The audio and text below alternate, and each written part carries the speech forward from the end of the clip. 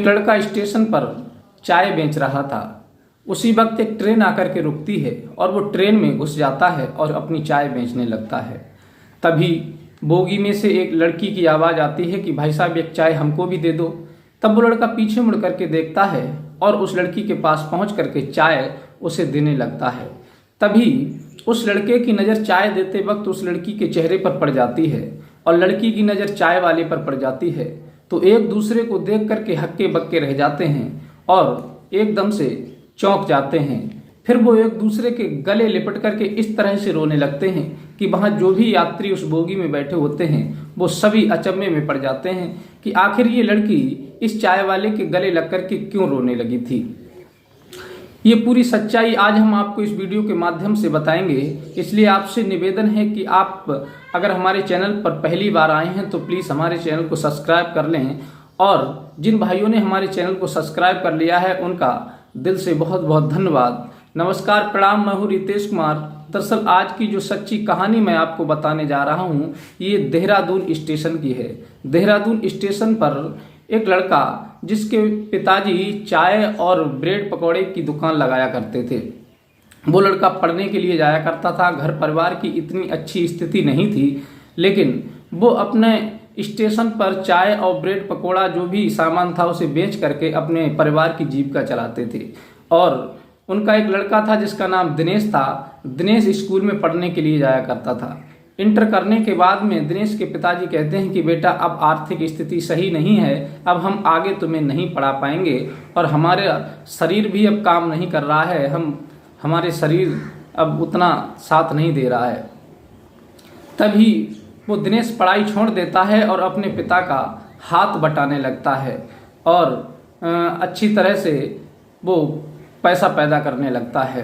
कुछ दिन के बाद में जब उसके माँ बाप बूढ़े पड़ जाते हैं तब वो कहते हैं कि बेटा दिनेश अब तुम ऐसा करो, शादी कर लो, क्योंकि हम भी अब वृद्ध अवस्था में हैं। तब दिनेश अपने माँ बाप की बात मान करके एक नीलम नाम की लड़की से शादी कर लेता है जो बहुत अच्छी पढ़ी लिखी थी और संस्कारी भी थी। नीलम जब ग्रेजुएट करी हुई थी और दिनेश के घर में जब आती है तो उसकी जो संग की सहेलियां थीं, जो मिलने वाले दोस्त से, उनसे वो फ़ोन पर बात किया करती थी। लेकिन दिनेश जब देखता था तो वो उसे गलत नज़र से देखता था कि ये तो मालूम पड़ता है कि अपने पुराने यार दोस्तों से बात किया करती है। दिनेश के दिमाग में हर समय ये शक चलती रहती थी कि ये अपने किसी बॉयफ्रेंड से या किसी प्रेमी से बात करती है। लेकिन जो नीलम थी वो इस कदर की लड़की नहीं थी, वो संस्कारी लड़की थी और वो अपने घर परिवार को पकड़ करके चल रही थी। जबकि ग्रेजुएट करी हुई थी फिर भी वो अपने घर पर रह करके अपने सास ससुर और पति की सेवा कर रही थी और उनकी बात मान रही थी। धीरे धीरे समय बीतता चला जाता है, लेकिन दिनेश अपनी पत्नी से बहुत ज़्यादा प्रेम करता है और नीलम भी अपने पति दिनेश से बहुत ज़्यादा प्रेम करती हैं। उसके पिताजी स्टेशन पर ठेला लगाते हैं और वो अपनी पत्नी के पास गांव में रहता है, अपनी माँ के पास। इधर धीरे धीरे समय बीतता चला जाता है। 1 बरस उसकी शादी को बीत जाता है, लेकिन नीलम की जो सहेलियां होती हैं, जो शहर में उनकी शादी हुई थी, जो उसके साथ पड़ी हुई थी, वो उसे पोस्ट करके कहती हैं कि देखो आज हम यहाँ घूमने जा रहे हैं, आज हम वहाँ घूमने जा रहे हैं। और तब नीलम कहती है कि देखो तुम्हारी घर की आर्थिक स्थिति अच्छी है, इस वजह से तुम घूमने जा रही हो, लेकिन हमारे घर की आर्थिक स्थिति इतनी अच्छी नहीं है, इसलिए हम अपने पति से किसी बात का प्रेशर भी नहीं डालते कि तुम हमें कहीं घुमाने ले जाओ। अगर उनके पास सुविधा होगी तो वो ले जाएंगे, और हमें पता है कि अभी घर की आर्थिक स्थिति सही नहीं है। वो अपनी सहेलियों से पूरे दिन घर पर रहती थी। खाना बनाने के बाद जब फ्री हो जाती थी तो अपनी सहेलियों से खूब बातें किया करती थी, और दिनेश जब भी आता था तो वो फ़ोन पर बात करते हुए मिलती थी। दिनेश के दिमाग में अच्छी तरह से ये बैठ चुकी थी बात कि ये लड़की बदचलन है औरत, और ये किसी दूसरे से बात करती है, इसलिए मैं जब भी आता हूँ घर पे तो ये मुझे फ़ोन पर ही बात करती मिलती है। इस बात को लेकर दिनेश और नीलम, उसकी पत्नी के बीच में विवाद हो जाता है। धीरे धीरे विवाद बढ़ता चला जाता है। नीलम बार बार समझाती है दिनेश के लिए कि देखो ऐसा कुछ भी नहीं है जो तुम सोच रहे हो, मैं किसी लड़के से बात नहीं करती हूँ, मेरी संग की जो फ्रेंडें हैं, लड़कियाँ हैं, वो मेरे कॉलेज की हैं, हम लोग एक दूसरे से बात करके अपने कॉलेज के दिनों को याद करते हैं और सब अपने अपने फैमिली की स्टोरी सुनाती हैं। बस हम भी सुनते हैं और सुनाते हैं, बस यही है और कुछ नहीं है। लेकिन दिनेश माने तो माने कैसे, क्योंकि वो हर समय फोन पर बात किया करती थी। कहते हैं कि साथियों, कोई भी कार्य हद से ज्यादा किया जाए तो वो इंसान के लिए नुकसानदायक होता है। इसलिए फोन भी लिमिट भर इंसान को चलाना चाहिए, क्योंकि फोन की लत जिसको लग जाती है वो एक तरह से मान लीजिए कि वो व्यक्ति एक बेसहारा हो जाता है, उसका जीवन उसके बिना अधूरा हो जाता है। और किसी के ऊपर निर्भर रहना जिंदगी में सबसे बड़ी यही भूल होती है। अगर वो चीज़ वक्त पर ना मिले तो फिर आपकी क्या दशा होगी, इस बारे में विचार करना चाहिए। अब दिनेश बहुत ज़्यादा लड़ने झगड़ने लगता है अपनी पत्नी से, लेकिन अपनी पत्नी की एक बात नहीं सुनता। नीलम रात दिन यही समझाने का प्रयास करती है कि तुम जैसा सोच रहे हो ऐसा नहीं है, लेकिन वो एक बात मानने को तैयार नहीं होता है। वो कहता है कि सारे दिन तुम दूसरों से बात करती हो और पत्नी बना करके मैं रहूं, ऐसा बिल्कुल नहीं हो सकता। अब मैं तुम्हें अपने घर में नहीं रहने दूंगा। दिनेश उसे मारता पीटता है, गाली गलौज देता है। तब नीलम अपने पिता से कहती है कि पिताजी, यहाँ का माहौल बहुत बिगड़ चुका है और दिनेश के दिमाग में गलत फहमियाँ बैठ चुकी हैं, इसलिए वो हम पर रात दिन शक करता रहता है और हमारे साथ कलेश करता है, मारता पीटता है और विवाद को बढ़ाता रहता है। अब मैं कहाँ तक संभालूं, लेकिन वो सुनने के लिए तैयार ही नहीं है। तब नीलम के पिताजी कहते हैं कि बेटा ठीक है, अगर ऐसी बात है तो तुम घर आ जाओ। कुछ दिन के बाद में जब उसका दिमाग सही हो जाएगा, स्थिति घर की तुम्हारी सही हो जाएगी, तब चली जाना, फिर अपने घर में आनंद से रहना। लेकिन नीलम चली जाती है, लेकिन दिनेश रात दिन अपनी पत्नी की टेंशन में रहता है। वो ये फिर भी ये सोचने लगता है कि अगर वो चली तो गई है, अपने वहाँ से भी अपने प्रेमियों से बात करती होगी। यहाँ तो मैं उसे डांट दिया करता था, लेकिन वहाँ अभी उसे कोई डांटने वाला नहीं है, कोई उसे रोकने वाला नहीं है। अब तो वो रात दिन बात करेगी। ये सोच करके दिनेश बड़ी टेंशन में रहता है, पागलों की भांति घूमता रहता है। ना तो उसे खाने का ध्यान है, ना पीने का ध्यान है, किसी भी काम का उसे ध्यान नहीं है। रात दिन बस वही बात उसके दिमाग में गूंजती रहती थी। ये सोच करके दिनेश अपनी पत्नी को फोन करता है और कहता है कि मैं तुमसे तलाक लेना चाहता हूँ, मैं तुम्हारे साथ बिल्कुल नहीं रहना चाहता। तुम जैसी बच्चलन औरत के साथ रहने से तो मैं मर जाऊं या फिर अकेले जीवन को काट लूं। लेकिन फिर भी नीलम बार बार समझाने का प्रयास करती है कि दिनेश तुम ऐसा मत सोचो मेरे बारे में, क्योंकि कहते हैं ना कि काम बिगड़ने के बाद इंसान को अफसोस होता है, उससे पहले वो विचार नहीं करता।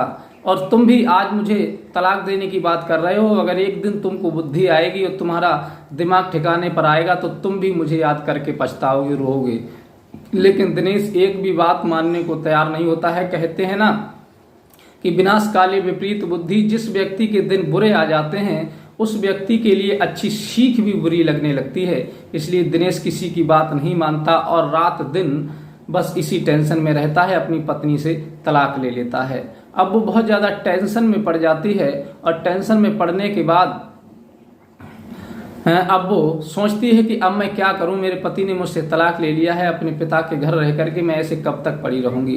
तब वो अपनी पढ़ाई को जारी कर देती है और पढ़ाई करते करते वो अच्छी रैंक प्राप्त कर लेती है, अच्छी ग्रेजुएट कर लेती है, अच्छे नंबरों से पास हो जाती है। साथियों, कहते हैं कि एक चिंगारी बहुत बड़ी होती है किसी के घर को जलाने के लिए, किसी की जिंदगी की खुशियों को तबाह करने के लिए। इसलिए इंसान को अपने जीवन में जो भी फैसला लेना है उसे बहुत सोच समझ करके लेना चाहिए, क्योंकि जो वक्त बीत जाता है और जो हादसा हो जाता है फिर वो समय दोबारा लौट करके नहीं आता। इसलिए कोई भी काम करने से पहले इंसान को 10 बार सोच लेना चाहिए और कोई भी कदम उठाने से पहले 50 बार राय दूसरे की ले लेनी चाहिए। और कोई भी चीज पर अगर आपको शक है तो उसके अपने कानों से सुनी नहीं माननी चाहिए, आंखों से देखनी चाहिए और उसे पूर्ण रूप से उसकी सच्चाई को जान लेना चाहिए।